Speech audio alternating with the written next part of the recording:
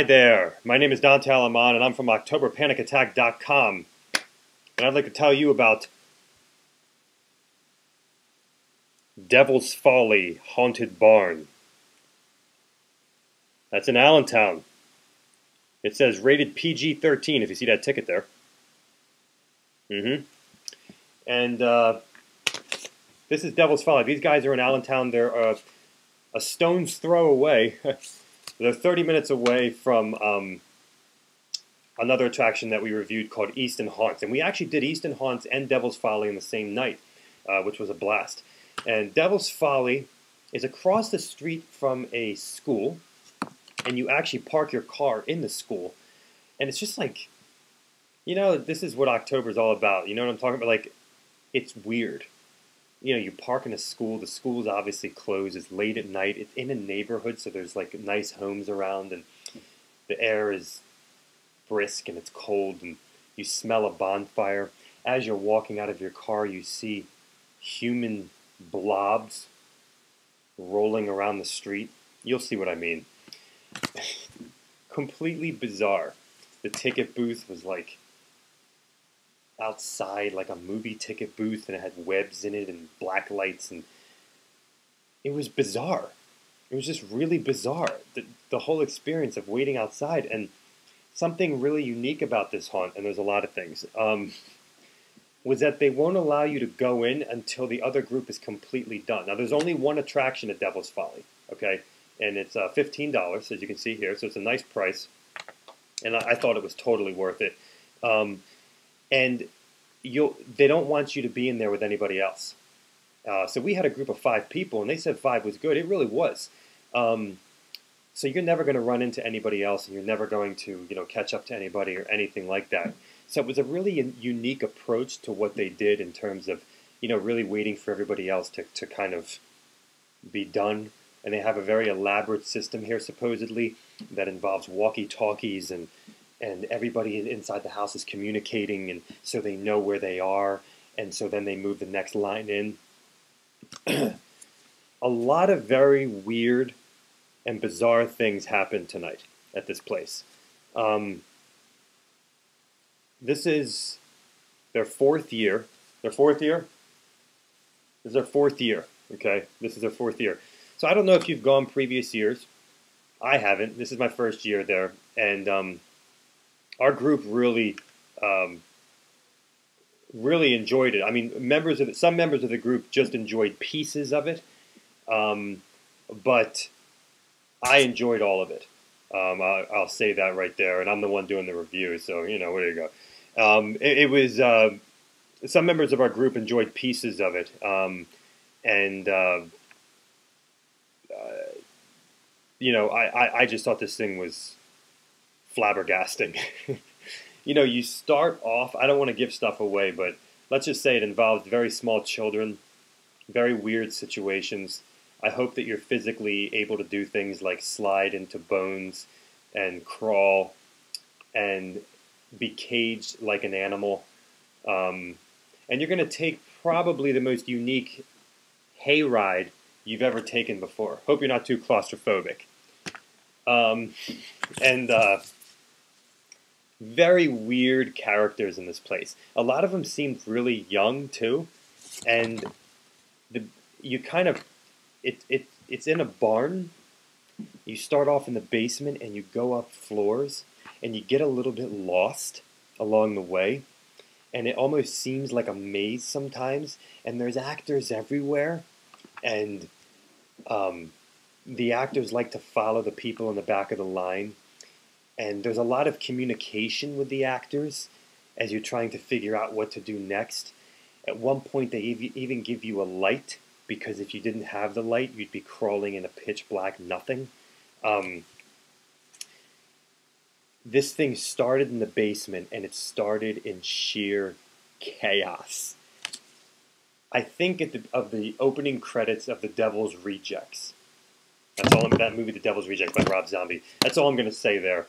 But picture not hearing the classic rock soundtrack in the opening credits. Picture what it would sound like if you heard the real sounds in the opening credits. That's what the beginning of this place sounded like. It was very loud. Um, Easton Haunts had some of the loudest stuff I've ever heard, but this place had very loud stuff too. And the beginning of this was just sheer chaos, as a member of our group said. Um, and you just are going through this dusty barn, but it doesn't seem like a barn, with tons of twisting hallways and weirder and weirder and weirder and weirder characters and situations, and they're young kids, some of them, and it's like, what is going on here? And it was bizarre. I really got caught up in it, to be honest with you. Like, I actually didn't want it to end. Like, I was kind of trapped in this warped world of weirdness, and I kind of liked it. And, some weird effects with lots of torture type stuff too, like kind of disturbing, and a weird handicapped fellow. Lots of stair climbing. Like I said before, you got to be pretty physical with this one. It has a nice little funhouse carnival type vibe, in the fact that when I was a kid and I went into the fun houses and carnivals, you used to have to do some physical stuff. You used to have to crawl. You used to have to slide down things. It's that kind of thing. You want me to do that? And the actors are all over the place in this place. You might see some Halloween type normal characters. You might see some movie characters that you're familiar with. But then you're going to see a bunch of characters that have some bizarre storyline. And it just seems, you ever look for those haunted houses that are just a little bit off kilter? This place is off kilter. There's something just crazy about it. It seems like all the actors got together and they're from another dimension or something, and they're doing a haunted house. That's the benefit of going to haunted houses away from everything. They play by their own rules. And this place plays by their own rules, and it just was weirder and weirder, and I was getting scared. The girl in the back of the line was getting really scared, and it was creepy, and it was weird, and I have a stamp on my hand from it, if you can see. I think they called me dog food. I loved it. I really loved this place. It was very original, very disturbing, very chaotic, and very weird and dark and fun. This is the kind of place you're going to be with your group, and you're going to be looking at each other, and you're going to be going like,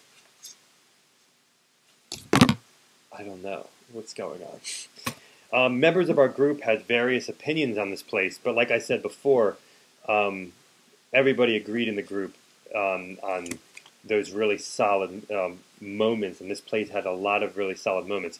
Where the members of the group disagreed a lot was in the end of this attraction, where they thought that the end was not as climactic or something as they were expecting.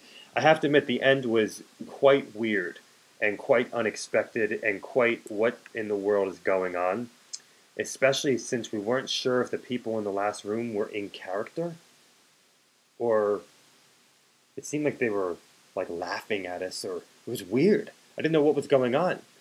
So some members of our group didn't like that ending, it was over, and they thought that last room was really weird.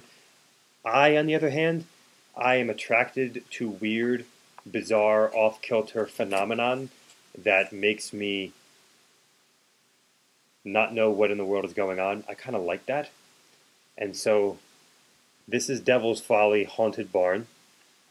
If you like what I said, then check it out. It's $15, and you can make a night of it. You can go to a couple attractions in the area. You can go to Easton Haunts. You can go to Hotel of Horror. You can have a jolly good night.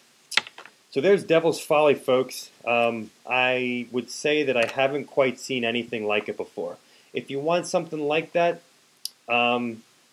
where things just are like, what is going on here? And is that a kid? And are they in character or not? Or what's going on? Why are they screaming? Why is that girl's head in a bowl of ice? Why am I sliding down a bloody slide? Devil's Folly Haunted Barn. Thank you, guys. You rock.